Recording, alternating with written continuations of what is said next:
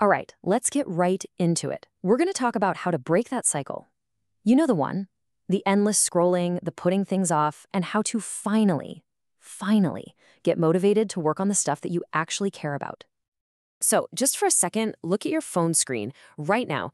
Can you see your reflection in the glass? Maybe you're still in bed. Maybe you're supposed to be working on something else. This is such a powerful way to start because, well, it doesn't mess around. It gets right to the point. And if that question kind of hit you in the gut, it's probably because you know this feeling all too well. It's that feeling of being disappointed in yourself, knowing you could be doing so much more if you could just get started. It's a really frustrating place to be, but trust me, you are not the only one feeling this way. This quote it nails it, doesn't it? The whole idea we're digging into here isn't about some secret life hack. It's about understanding what's going on inside our own heads that keeps us stuck.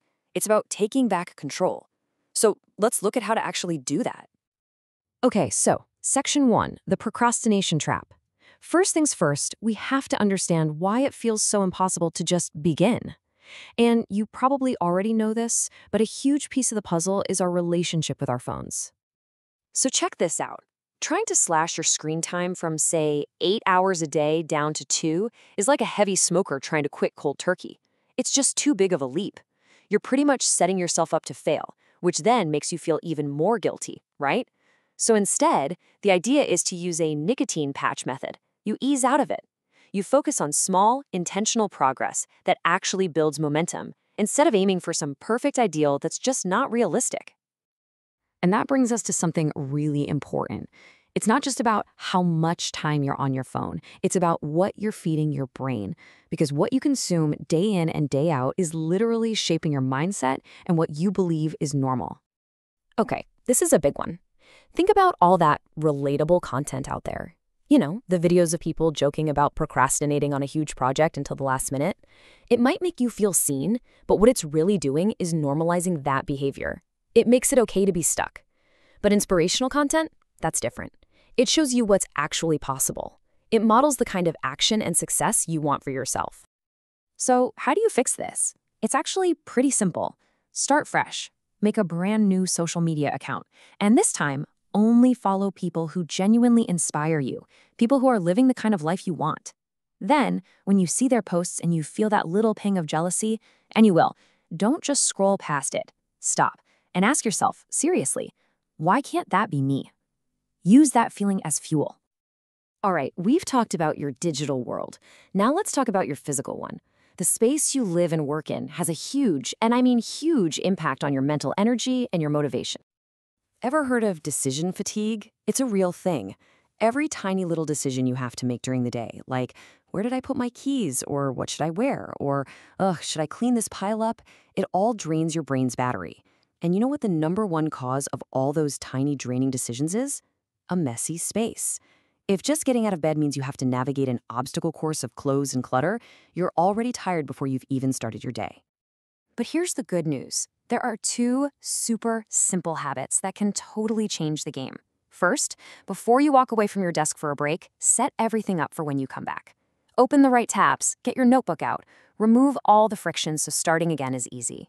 And the second one, I love this one, put your space to sleep. Just take 5 minutes before you go to bed to tidy up. You'll wake up to a space that's ready to support you, not fight you. Okay, this leads us to the final big roadblock, and it's one that trips up so many of us: perfectionism. It's that all or nothing thinking, the voice in your head that says, if I can't do it perfectly right now, then I might as well not do it at all. That right there is the fast track to doing nothing. This quote comes from a story about being totally overwhelmed by a mountain of laundry. And the question is just so simple but so profound. Who says you have to fold all of them now? Seriously, who made that rule? Who says that once you start a task, you have to finish it all in one go? This is the answer. It's about progress, not perfection. Learn to embrace doing just something. Don't look at the whole sink full of dirty dishes. Just wash one plate. Don't stare at a blank document for hours. Just write one single paragraph. These little steps are still steps forward, and they are so much better than staying put. This is how you build real momentum. So, after all of this, after fixing your social media feed, designing your environment, and letting go of perfectionism, Everything really just boils down to one simple, powerful truth. Let's just get this straight once and for all. Waking up at noon does not mean the day is a write-off. Messing up one part of a project does not mean the whole thing is ruined. You can hit the reset button at any time. The key, every single time, is to just start, right here, right now.